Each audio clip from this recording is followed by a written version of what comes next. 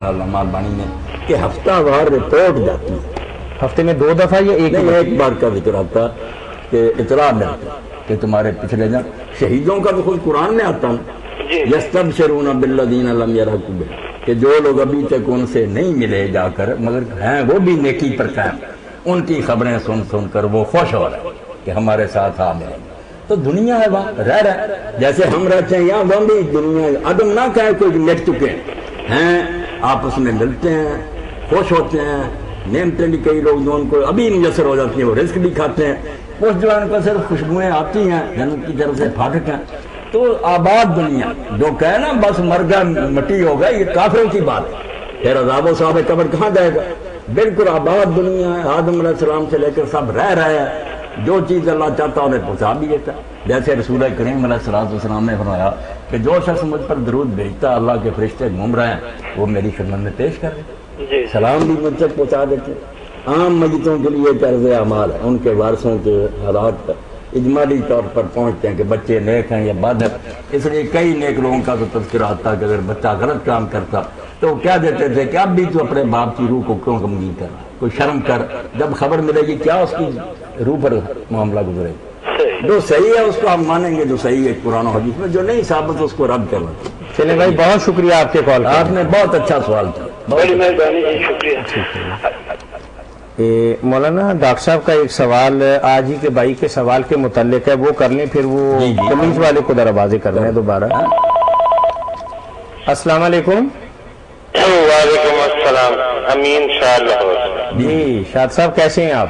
شکر ہے اللہ تعالیٰ کا۔ جی فرمائیے کیا وعدۃ امت کے نام سے جو مولانا صاحب کا کتاب کا ہے نا، جی جی آپ ذرا نوٹ کر لیں گے، ریکارڈ ہو جائے گا تو نیکسٹ اگلے ہفتے میں پوچھ لوں گا۔ جی جی کچھ عبارتیں ہیں، صفحہ نمبر 13، ہاں ہاں صفحہ نمبر 37، ہاں ہاں 39 اور 41 صفحے پہ۔ جی جی تو وہ اپنا باتوں کا وہ جو ہے نا اس پہ لکھا ہوا، وہاں پہ فقہ ہے مذاہب اربعہ مدون، ہاں ہاں اور پھر لکھا روافظ کو کافر نہیں سمجھتے، ہاں۔ معتزلہ کے بھی۔ چلیں آپ کی بات صحیح ہے، میں کچھ سمجھ گیا ہوں، میں آپ کو کال کر کے اس سلسلے میں رہنمائی لے لوں گا کیونکہ اس کی دوبارہ کمپوزنگ ہو رہی ہے اور اس کی غلطیاں انشاءاللہ آئندہ ایڈیشن میں نہیں ہوں گی، لیکن پھر بھی جو پوائنٹ آؤٹ آپ نے کیے ہیں میں آپ سے تفصیل سے ڈسکس کر لوں گا اس بارے میں۔ بات کریں امین صاحب سے، وہ غلطیاں نہیں بتا رہے، میرے خیال میں کچھ الفاظ ایسے ہیں، الفاظ بڑے مشکل ہے،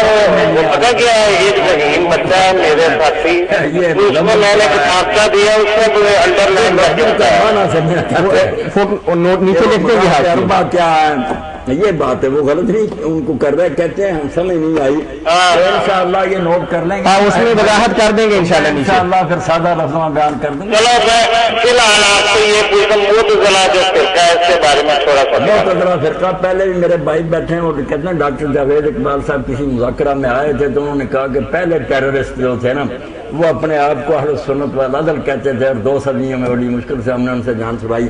تو میں نے کہا کہ ڈاکٹر صاحب نے غلط اصطلاح استعمال کی، انہوں نے اپنے آپ کو اہل سنت والعدل نہیں کہا، وہ اہل العدل والتوحید کہلاتے، اہل عدل و توحید، اہل العدل والتوحید، وہ معتزلہ فرقہ ہی تھا، اور ان کا یہی قصور تھا۔ تھے عالم فاضل، ان کی کتابیں آج بھی ہیں، تفسیر کشاف ایسی ہے مچھلی کی کہ کوئی علم والا اس سے بے نیاز نہیں، ہر ایک کو پڑھنی پڑتی ہے، جیسے نقطے اس نے بیان کیے دوسرا کوئی بھی نہیں بیان کر سکے، مگر ظلم یہ کیا کہ انہوں نے اپنی رائے منوانے کے لیے حکومت کا سہارا لیا کہ مامون اور اس کے جو پیرو تھے جانشین ان کو ساتھ ملا کر علماء پر سختی کی، ہر شہر میں ٹیسٹ کیا کہ کوئی عالم جو ہمارا ساتھ نہیں لیتا جیل میں بھیج دو، کوڑے مارو، اتنا ظلم و ستم ہوا، جیلیں بھر گئی، علماء کی پیچھے زخمی ہوگی، صرف امام احمد بن حنبل کیمرہ وارہ بڑے بڑے علماء نے ہاتھ جوڑ دیے کہ جو تم کہتے ہو ٹھیک۔ یہ جو تشدد انہوں نے کیا نا، ٹیررزم، سختی سے بات منائی، اس سے وہ متون ہو گئے، لوگ ان کو برا جاننے لگے، ورنہ باتیں اتنی غلط نہیں تھیں، تھے وہ ریشنلسٹ، بڑے اقلیت پسند اور عالم فاضل تھے، دین کے بڑے خادم تھے، مگر یہ سختی تو ہمارا ظلم ہے۔ اگر کوئی آدمی میری رائے کو غلط سمجھا، بے شک وہ غلط ہی ہے، سختی کیوں کروں میں، اس کو بھی سوچنے سمجھنے کا۔ معتزلہ نے تشدد سے کام کیا، 3 حکومتیں تو ایسی گزری کہ علماء بیچاروں کی شامت آئی پورے ملک، حتیٰ کہ اتنا ظلم تھا کہ رومیوں سے مسلمانوں کو چھڑا کر لاتے تھے، کافروں سے قید تھے، یہاں امتحان کرتے تھے سرحد پر، کہ تم معتزلہ کی بات مانتے ہی نہیں، جو نہیں مانتا تھا اس غریب کو اپنی جیلوں میں ڈال دیا، کافروں پہ چھوڑ کر آیا مسلمانوں کی جیل میں بند ہو گیا۔ تو ایسا جو ہے نا ٹیررزم اور یہ دہشت پسندی یہ حق نہیں ہے۔ یہ مولانا صاحب کس زمانے میں ہوئے ہیں اور آج کل کے دور میں کوئی ہے ان میں سے باقی؟ یہ عباسی دور میں ہوئے ہیں، مامون کے زمانہ میں عباسی محسن تھا، اس کے جو واسق تھا، 3 زمانوں میں انہوں نے لوگوں کے ساتھ بہت سختی کروائی۔ اچھا قاضی احمد بن ابی دعا جو تھا بیٹھا ہوا تھا، ایک عالم کی خبر لے رہا تھا، پوری سلطنت میں گورنروں کو حکم تھا کہ لوگوں کا امتحان کرو کہ قرآن کو مخلوق کہتے ہیں یا نہیں کہتے۔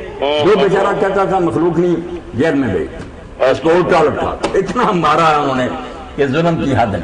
آج کل کے دور میں کچھ ہیں یہی شاخ ہے ان کی، یہ سر سید احمد خان، غلام احمد پرویز سر ہے ان کے ہی نا شاخ نے، جو ان کے خیالات ہیں ان سے انہوں نے بہت فائدہ اٹھایا۔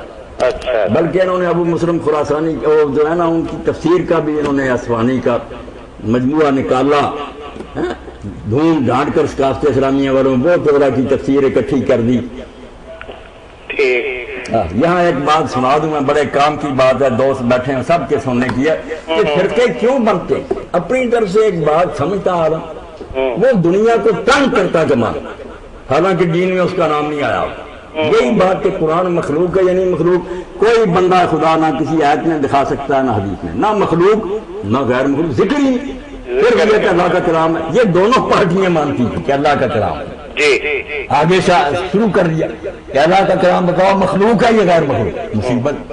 اب نیک علماء جو تھے انہوں نے کہا یہ دونوں گروہ جھوٹے ہیں۔ احمد بن حنبل بھی جھوٹا ہے، کیوں کہتا ہے غیر مخلوق، یہ بھی کہیں نہیں لکھا۔ وہ بھی جھوٹے ہیں، کیوں کہتے ہیں مخلوق، بس کلام اللہ پر آؤ۔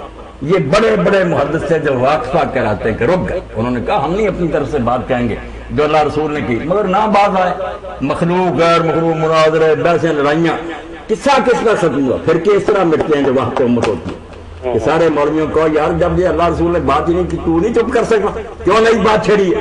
جیسے حاضر ناظر ہے، آپ دیکھ رہے ہیں کسی مسلک کے ایک آدمی نہیں دکھا سکتے قرآن حدیث میں حاضر ناظر کی بحث ہے، لفظ ہی نہیں حاضر ناظر۔ ایک نیا شوشہ، کوئی کہتا ہے حاضر ناظر ہیں کوئی نہیں۔ یہی جب واسق کا دور ہے تیسرے حکمران کا، ایک بڑھا شیخ رومیوں کی قید سے چھڑا کر لایا گیا، جب وہ خلیفے کے سامنے پیش ہوا تو اس سے بھی یہی سوال ہوا کہ بتاؤ قرآن مخلوق ہے یہ؟ اس نے عقل مندی سے ختم کیا، چیف جسٹس کی طرح، موجودہ کی طرح، فتنے کی ڈر کر اس نے کہا امیر المومنین سوال کا جواب دینے سے پہلے مجھے بھی سوال کرنے کا موقع دیا جائے کہ میں قاضی صاحب سے کچھ پوچھوں۔ قاضی احمد جو بڑا تھا معذرہ کا، میں نے کہا پوچھو۔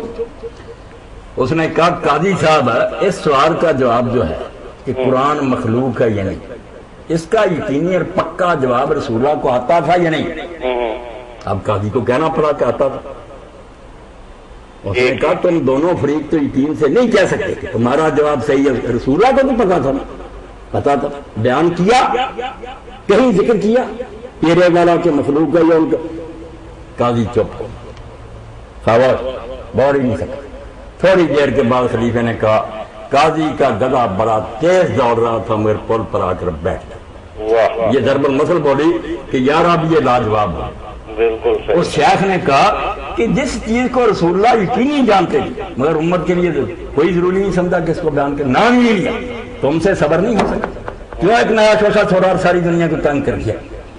جب قاضی نہیں بول سکا خلیفے نے کہا چھوڑ دو سارے کے، اور آج سے یہ مسئلہ بند، کوئی یہ مسئلہ نہ کرے۔